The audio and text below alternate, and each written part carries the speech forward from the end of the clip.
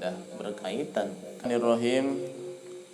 Qala al-musannifu rahimahullahu ta'ala wa nafa'ana bihi wa bi ulumihi fid dharain. Ya, masih di awal-awal tentang salat musafir ya. Betul ya, salat musafir. Nabi sallallahu alaihi wa alihi wasallam bersabda, "As-safaru qit'atun minal azab." Hadis riwayat Bukhari Muslim dari sahabat Abi Hurairah radhiyallahu anhu. Safar itu adalah sepenggal, sepotong dari siksa. Ketika kita melaksanakan perjalanan, baik perjalanan laut, darat ataupun udara, maka sama saja kita mendapatkan sedikit siksaan dari Allah Subhanahu wa taala. Maksud siksa di sini adalah sesuatu yang tidak mengenakan hati. Bukan berarti Allah itu murka, tidak. Artinya sesuatu yang tidak menyenangkan hati. Minimal ketika kita musafir, yang tidak mengenakan hati apa? Adalah berpisah dengan orang yang kita cintai. Ya. Anak mungkin tidak dibawa.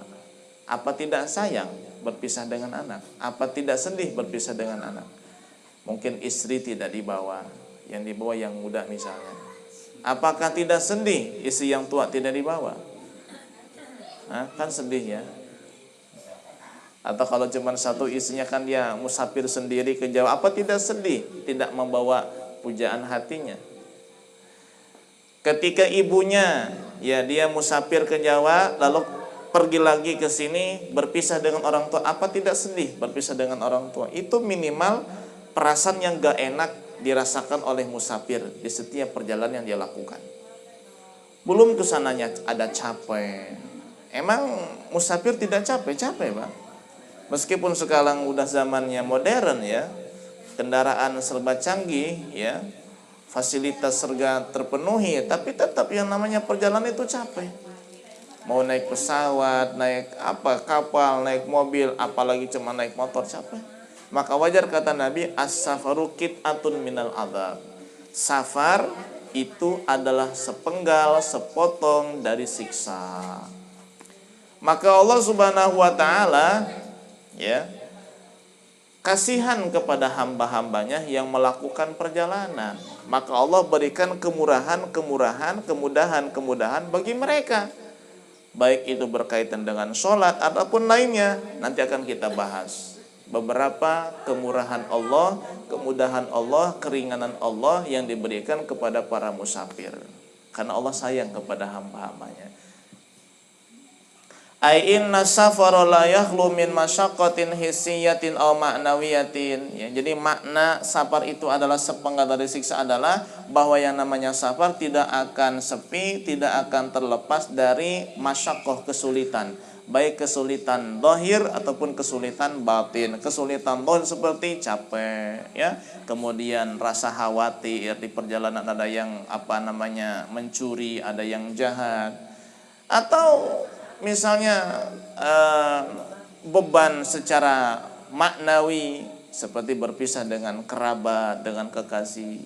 Nah, bahkan kalau kita ingin tahu akhlak seseorang, karakter orang, ajak dia musafir, bepergian. Safir ta'rif man tukhalitu. Ya, ajaklah orang yang kamu ingin tahu tabiatnya melaksanakan pepergian kemanapun itu, nanti akan keluar tuh watak asli orang itu kayak gimana. Ya, kalau lagi gaul kayak gini gabungnya biasa aja nggak kelihatan. Tapi kalau musafir keluar watak aslinya. Kalau dia penyabar kelihatan penyabarnya, kalau dia emosional akan ketahuan emosionalnya, kalau dia humoris kelihatan, pokoknya kelihatan. Kalau dia pelit ketahuan pelitnya, kalau dia dermawan kelihatan murah tangannya, ketahuan pada saat musafir bepergian. Ya. Benar nggak? Betul ya. Ya, ajak istri pergi jalan-jalan, kelihatan tuh mana yang matre, mana yang enggak. Ya. Mana yang ya itulah. Kayak kalau pengen tahu akhlak seseorang, ajak dia musafir bepergian. keluar sifat aslinya, nggak bisa ditutup-tutupin, nggak bisa. Ar-rukhasul muta'alliqatu bis-safarit tawil. Safar itu ada dua model ya. Ada safar tawil, ada safar qasir. Safar tawil perjalanan jauh itu kurang lebih ya jarak 82 km. Itu sudah dikatakan safar tawil, perjalanan jauh. Kira-kira dari Jayanti kemana? 82 kilo. Menes enggak? Menes mana ini Menes? Enggak, maksud Menes yang mananya nih? Menes pelosoknya apa? Alun-alunnya 82 kilo itu? Sampai rumah mertua saya itu sekitar 78 kilo. 78. Kalau rumah mertua ke Menes itu masih sekitar 45 kilo. Oh ya, ke Menes lah kira-kira 82 kilo ya. Tapi kalau jalan tol mah enggak kali? Enggak tahu, saya mau lewat ini. Oh, biasa. Jalan Polda itu. Oh iya, Pekupatan ya. Jalan Pekupatan. 82 kilo.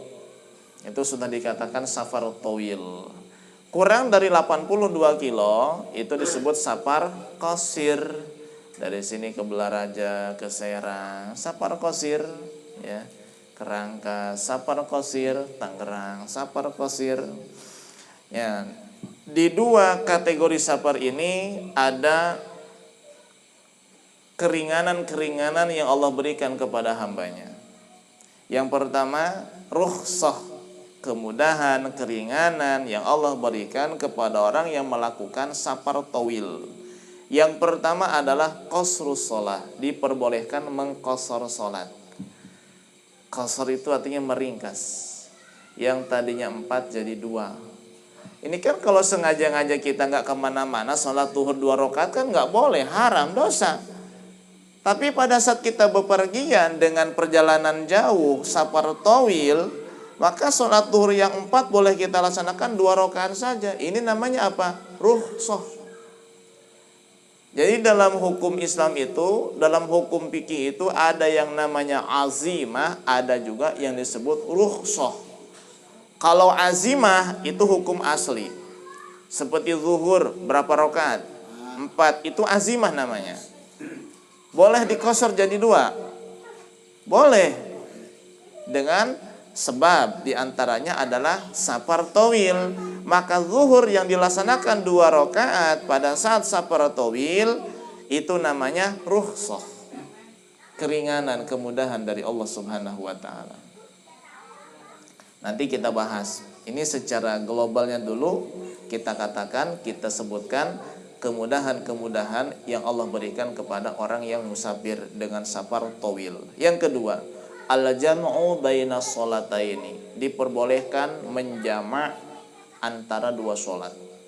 Menjamak itu menggabung 2 sholat, zuhur dengan asar, maghrib dengan isya. Jadi kita paham nih, antara qasar dengan jamak beda apa sama? Beda ya. Jadi boleh qasar tanpa jamak, boleh jamak tanpa qasar, boleh jamak plus qasar. Tuh. Kalau perjalanannya jauh, qasar boleh, jamak boleh. Saya mau jamak aja enggak qasar, mah enggak. Saya mau qasar aja enggak jamak, mah enggak. Saya mau jamak dan qasar, boleh. Kenapa? 2 perkara ini adalah kemudahan dari Allah yang diberikan kepada musafir dengan safar tawil. Dengan safar tawil. Nanti ada pembahasannya, syarat-syaratnya seperti apa. Yang ketiga, al-fitru fi Ramadhan. Boleh berbuka pada bulan suci Ramadan. Idza kharaja min baladihi qabla tulu'il fajri, apabila telah keluar dari kampung halamannya sebelum terbit fajar. Ramadan wajib puasa. Lalu kita ingin musafir dengan safar tawil, kemana? Jawa, yang Jawa lah, atau Menes lah yang sedang-sedang ada. Yang penting 80, yang Bogor 82 kilo lebih itu ya. Bekasi juga sama ya. Saya nggak mau puasa besok, boleh. Dengan syarat sudah keluar dari kampungnya dari desanya sebelum fajar, sebelum masuk waktu subuh. Jadi kalau subuh jam 4, jam 4 kurang sudah pergi meninggalkan kampungnya. Nanti nggak puasa nggak apa-apa, itu rukhsah namanya. Rukhsah, keringanan dari Allah Subhanahu wa taala. Yang keempat, mashul khufaini salasata ayamin bilayalihinna, mengusap mujah selama 3 hari 3 malam. Sudah kita bahaskan mujah ya. Ingat nggak tuh? Mujah, tahu mujah? Khuf. Ya. Itu yang dipakai di kaki tuh, kayak kaos kaki yang kebanyakan dibuat dari kulit. Ingat nggak? Ya, sempat saya bawakan barangnya itu ya, sebagai sampel aja contoh. Apa yang terjadi pada saat seseorang menggunakan khuf? Yang berkaitan dengan masalah itu adalah membasuh kaki pada saat wudhu. Apakah wajib dia membuka khufnya pada saat wudhu supaya kakinya dibasuh? Jawabannya tidak wajib. Tetap dipakai khufnya, jangan dilepas. Kaki yang dibasuh diganti dengan cara mengusap khuf saja. Ya, tapi dengan syarat-syarat ya. Di antaranya ya sudah kita bahas, nah, tinggal dibuka lagi saja ya. Di antaranya yang memakai khufnya pada saat sudah dalam keadaan suci, udah wudhu selesai baru pakai khuf. Nanti kalau hadas, maka dia cukup wudhu biasa, pada saat membasuh kaki diganti dengan mengusap saja. Nah, ini kalau lagi musafir boleh sampai 3 hari 3 malam mengusap khufnya. Tiap kali batal wudhu jangan dilepas, usap aja. Tiap kali batal wudhu lagi jangan dilepas, usap saja. Pakai tangan basah usap atasnya, itu cukup. Kalau tidak musafir dalam keadaan di tempat sendiri, di kampung halaman sendiri, atau dengan kategori safar yang tidak jauh, safar dekat, maka hanya diperbolehkan 1 hari semalam, 24 jam mengusap itu. Lebih dari itu ini wajib dilepas, kaki dibasuh. Tapi dalam saat perjalanan, ketika sedang musafir dengan safar tawil, maka diperkenankan mengusap ini sampai waktu 3 hari 3 malam. Gitu ya. Tapi masa nggak mandi sih? Ya kan? Masa nggak cuci kaki? Ya namanya perjalanan dulu kan. Orang itu udah ketemu air bisa wudhu aja syukur. Ya, jangan harap pengen bisa mandi. Sekarang alhamdulillah rest area banyak ya. Ya, sekarang alhamdulillah. Makanya jarang ada yang pakai khuf di kita, karena ya mungkin kulturnya berbeda gitu ya. Kemudian juga budayanya berbeda, ya fasilitas juga berbeda. Kalau di sana itu ya sampai sekarang juga yang namanya mandi itu nggak rutin tiap hari. Enggak, bahkan mereka melihat orang-orang Asia, Indonesia, Malaysia, Thailand, mereka itu katanya boros dalam menggunakan air. Kenapa? Sehari mandi 2 kali. Itu dikatakan bisa lebih kadang-kadang. Ya, itu dikatakan boros kata mereka. Israf kata orang-orang Asia ini. Kenapa? Karena mereka itu ya mandinya kadang bisa seminggu sekali, Jumat doang. Atau pada saat lagi punya junub saja. Adapun tiap hari enggak menjaga mandi. Ya. Memang beda kebiasaan, beda kultur ya, beda kultur. Seperti itu mungkin kebiasaan mereka. Dan kadang-kadang mereka kalau mandi pun ya sabunnya asal kadang sabun ekonomi dipakai buat mandi. Itu cerita mereka sendiri, ya. Cerita mereka sendiri. Tapi kita makan kangen Nabi kan mandinya, kalau kangen Nabi mandi. Enggak tiap hari Nabi itu mandi. Nabi enggak mandi udah wangi Nabi mah. Iya, setidaknya kan kita Enggak, Nabi enggak tiap hari. kan kalau malam kan mandi ya. Enggak. Kalau mau tahajud itu. Enggak. Enggak mandi. Enggak. Jadi mandi pada saat dibutuhkan saja. Dibutuhkan saja. Jadi enggak ada waktu rutin mandi gitu pagi sore, enggak ada. Itu kebiasaan kita aja di sini. Ya. Iya, karena air juga susah kan di sana. Karena dinginnya nggak kuat. Ya. Beda kultur ya, beda daerah juga. Itu 4 rukhsah, kemudahan yang Allah berikan bagi orang yang musafir dengan safar tawil. Nah, kemudian rukhsah yang kedua adalah ar-rukhasul mushtarikatu bainas safari tawili wal qasiri sab'ah. Rukhsah kemudahan-kemudahan dari Allah Subhanahu wa taala diberikan kepada orang yang musafir, baik safar tawil ataupun safar qasir. Qasir perjalanan pendek ya, kurang dari 82 kilo kurang lebih. Kalau yang tadi 4 itu hanya berlaku bagi orang yang musafir dengan safar tawil. Berarti kalau safar qasir boleh enggak mengqasar salat? Enggak boleh. Safar qasir boleh enggak menjamak salat? Enggak boleh. Safar qasir boleh enggak puasa Ramadan? Enggak boleh. Safar qasir mengusap huknya 3 hari apa sehari semalam? Sehari semalam.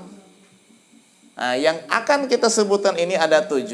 Ini kemudahan yang berlaku bagi safar tawil dan qasir. 7. Yang pertama, aklul maitati, memakan bangkai. Lil muttari, bagi orang yang darurat. Ya. Darurat itu pertimbangannya, jika tidak dimakan itu bangkai akan mati kita. Itu sudah sampai tingkatan darurat namanya. Kalau sebatas baru lapar, nggak ada makanan lain, yang ada cuman bangkai kucing atau ular misalnya. Ya kayaknya bangkai kucing enggak ya. Ular lah misalnya, ular hidup meskipun disembelih bangkai tidak. Tetap bangkai. Kenapa? Karena ular tidak boleh dimakan dagingnya. Kemudian misalnya ketemu dengan harimau atau melihat macan tutul misalnya, ya, atau melihat seekor babi misalnya, ya, hidup, dia lapar nih. Kalau masih bisa ditahan nggak boleh dia makan itu hewan yang najis, hewan yang haram. Ya, tidak boleh makan bangkai. Tapi kalau sudah sampai pada tahapan jika tidak dimakan itu bangkai, jika tidak dimakan itu hewan najis, hewan haram, dia akan mati. Maka hukumnya diperbolehkan dia makan itu bangkai. Dia sembelih, dia bunuh itu hewan, entah itu ular ataupun misalnya kelabang atau kalajengking ataupun babi atau anjing hutan misalnya, dia bunuh lalu dia makan. Dimakan pun jangan banyak-banyak, sekedar untuk mengganjal ruh supaya tidak keluar dari jasad.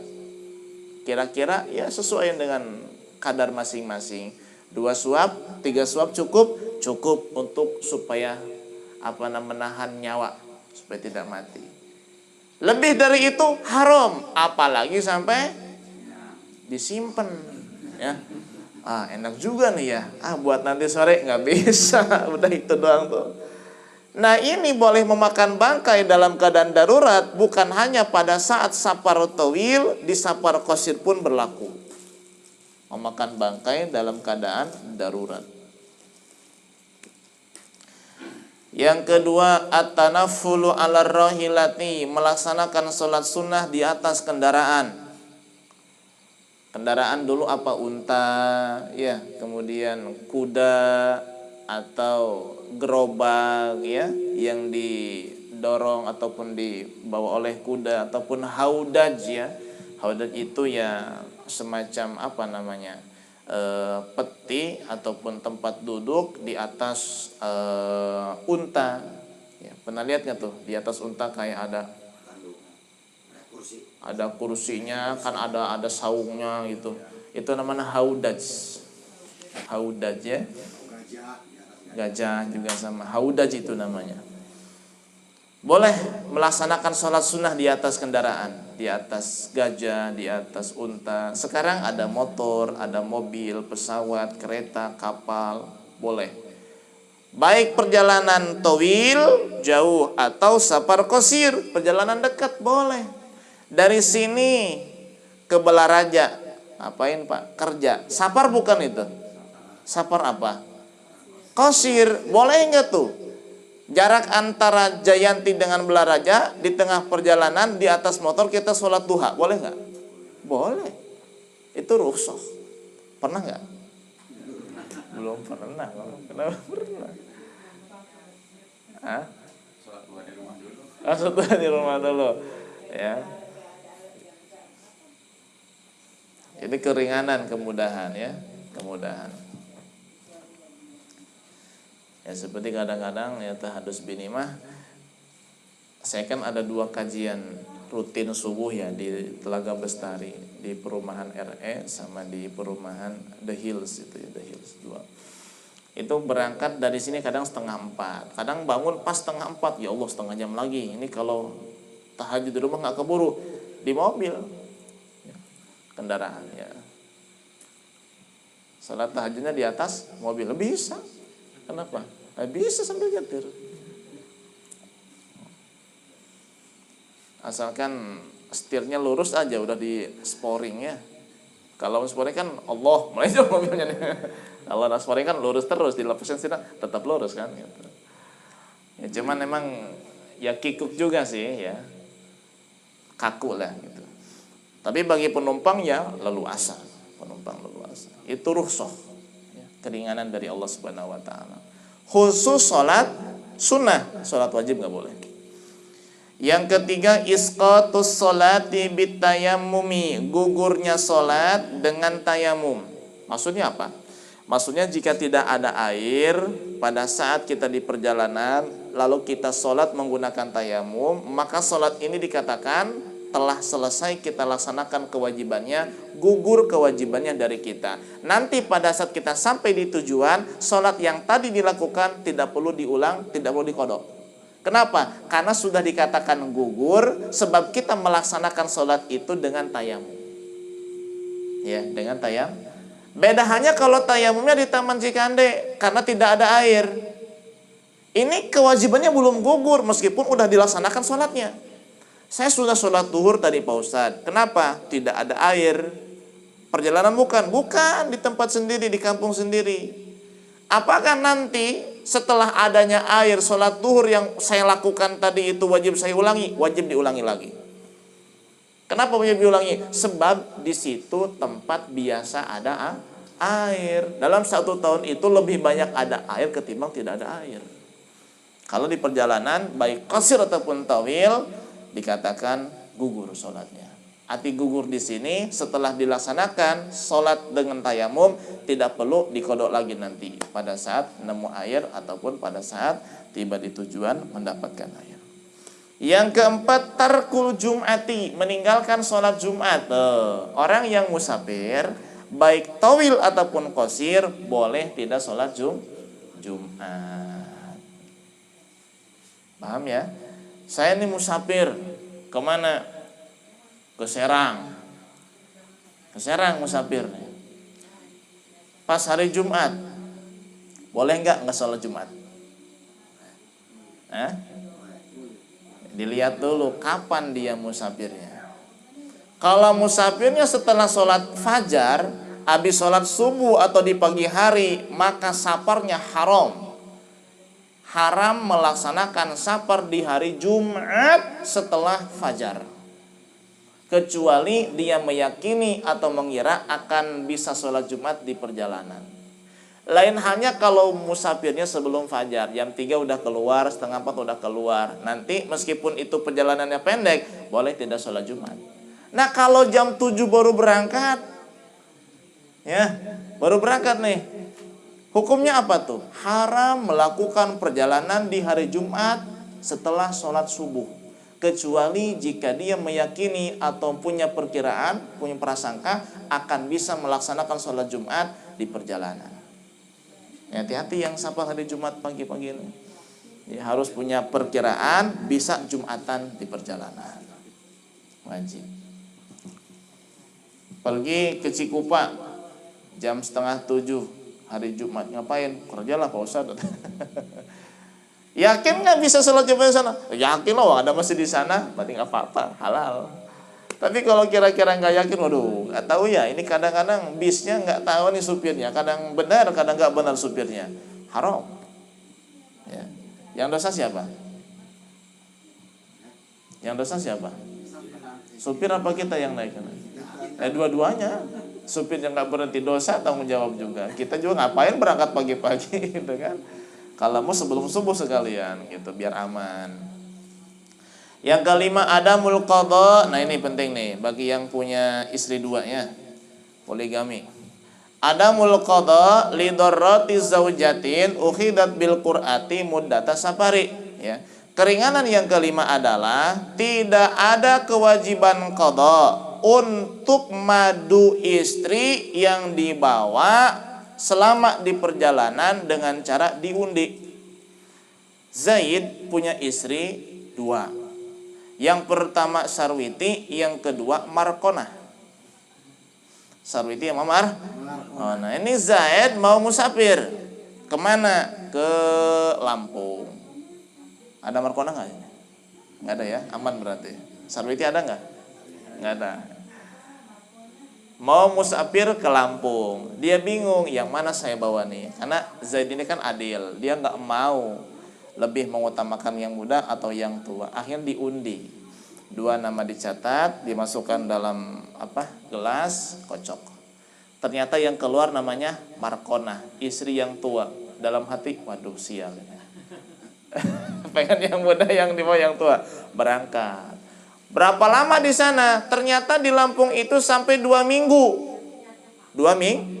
Seharusnya dia itu kan gilir setiap 3 hari sekali. 3 hari di Markona, 3 hari di Sarwiti. Terus gilir. Sekarang kan 2 minggu bareng sama Markona terus. Apakah nanti pada saat dia pulang ke kampung halamannya, jatahnya Sarwiti yang diambil sama Markonah selama di perjalanan wajib diqada atau tidak harinya? Tidak wajib. Itu salah satu ilmu tentang poligami. Jadi poligami itu ada ilmunya, nggak sembarangan. Gilirnya seperti apa? Kalau nanti tidak kegilir gimana? Gimana kalau gilir cuma datang doang tidak bersenggama? Ini jangan sembarangan. Jadi kalau mau belajar dulu ilmunya. Ya. Kalau belum jangan. Banyak haramnya nanti daripada halalnya. Ya, ya Bu ya. Iya. Makanya nggak dibahas. Hah? Oh. Ya. Harus belajar dulu.